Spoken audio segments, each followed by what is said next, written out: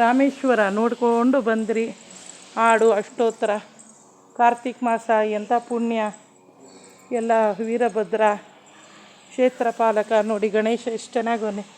ಎಲ್ಲ ಮೂರ್ತಿಗಳು, ಪುಣ್ಯಾತ್ಮರು, ಹಳೆಯ ಕಾಲದ ರಾಜ ಮಹಾರಾಜರು ಏನೆಲ್ಲ ಮಾಡಿಕೋಗೋರೆ. ಆಸ್ತಿ ಬಾವಿ ಇದೆ, ಹಳೆ ಶಾಸನಗಳಿದೆ. ನೋಡ್ತಾ ಇದ್ದರೆ ನಮ್ಮ ಬೆಂಗಳೂರು ನಗರ ಅನೇಕ ಕಡೆ ಸಾಗರದ ಸಮೀಪನೇ ಎಷ್ಟೊಂದಿದೆ. ತೀರ್ಥಹಳ್ಳಿಗೆ ಹೋಗೋಣ ಅಂದರೆ ಆಗಲೇ ಇಲ್ಲ, ಸೋಂದ ಮಠಕ್ಕೆ ಹೋಗಬೇಕು. ಇನ್ನೊಮ್ಮೆ ಬಂದಾಗ ಹೋಗ್ತೀವಿ. ಇದೆಲ್ಲ ನೋಡೋಕ್ಕೇ ಇಷ್ಟೊತ್ತಾಯಿತು. ಸಮಾಧಾನವಾಗಿ ದೇವ್ರನ್ನ ಸ್ತೋತ್ರ ಮಾಡಿಕೊಂಡು ಆರಾಮಾಗಿ ಹೋಗಬೇಕು. ಟ್ರಾವೆಲ್ಸ್ ಅಂದರೆ ಅದಾಗಲ್ಲ. ನಾವೆಲ್ಲ ನಿಧಾನಾಗಿ ನೋಡಿಕೊಂಡು ದರ್ಶನ ಮಾಡಿ ಬರ್ತಾಯಿದ್ದೀವಿ. ಓಂ ನಮಃ ಶಿವಾಯ, ಓಂ ನಮಃ ಶಿವಾಯ, ಓಂ ನಮಃ ಶಿವಾಯ, ಓಂ ನಮಃ ಶಿವಾಯ.